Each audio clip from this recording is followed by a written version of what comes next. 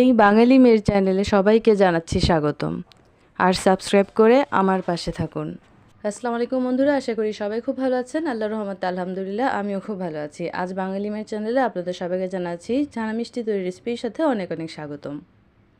প্রথমে ছানা মিষ্টি তৈরির জন্য আমি দুধ ভালো করে গরম করে নিচ্ছি আর অল্প অল্প ভিনিগার দিয়ে ছানাগুলো তৈরি করে নিচ্ছি।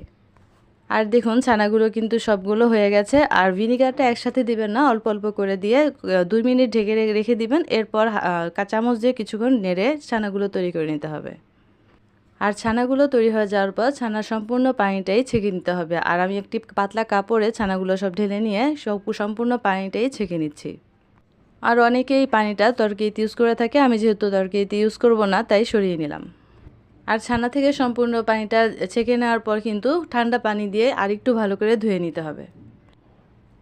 এতে করে ছানাতে কোনো আলাদা একটা গন্ধ থাকবে না।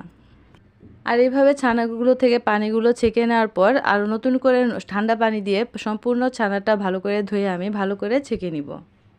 আমি ছানা মিষ্টি তৈরি করার জন্য 1.5 কেজি দুধ থেকে ছানা তৈরি করেছি, আপনারা চাইলে এর চেয়ে বেশিও করে নিতে পারেন। আর এখন তৈরি করা ছানাটাকে আমি ঠান্ডা পানি দিয়ে ধুয়ে নিলাম। আর এখন 500 গ্রাম দুধ জাল করব। আর এখন দুধের মধ্যে চিনি অ্যাড করে নিব। আর আপনার নিজের টেস্ট অনুযায়ী চিনি পরিমাণ মতো দিয়ে নেবেন। যদিও মিষ্টি জাতীয় জিনিস তাই চিনির পরিমাণটা বেশি দিলেই ভালো হয়। আর সাথে একটু লবণও অ্যাড করে দিবেন, কারণ লবণ দিয়ে পানসা ভাবটা কিন্তু কেটে যাবে আর চিনির মিষ্টিটা খুব ভালো করে বোঝা যায়। আর এখন ছানাগুলো দিয়ে ঘিও অ্যাড করে দিলাম। আর আমি সম্পূর্ণ সাদা ছানা মিষ্টিটা তৈরি করব না, সেজন্য একটু ক্যারামেল দিয়ে কালার করে নিলাম। আপনারা এখানে চাইলে ফুড কালার ইউজ করতে পারেন। আর যদি সাদা ছানাটাই তৈরি করে থাকেন তবে কোনো কালার ইউজ করতে হবে না। যাই হোক, সম্পূর্ণ ছানাটা তো হয়ে গেছে। এখন আরও কিছু ঘি অ্যাড করে আমি নামিয়ে নিচ্ছি।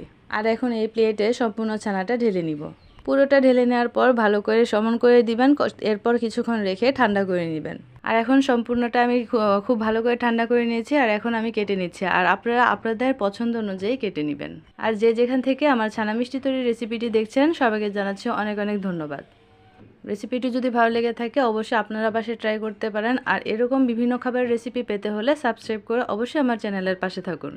আর আমার তো ছানা মিষ্টি তৈরি করা হয়ে গেছে, আমি আমার পছন্দ অনুযায়ী তৈরি করে সাজিয়ে নিলাম। আর আপনারা আপনাদের নিজের পছন্দ অনুযায়ী সাজিয়ে নেবেন। এখন আমার সম্পূর্ণ ছানা মিষ্টি তৈরি হয়ে গেছে। এখন ফ্রিজে রেখে দেবো, কারণ মিষ্টি জাতীয় খাবারগুলো কিন্তু ঠান্ডা করে খেতেই ভীষণ মজা হয়।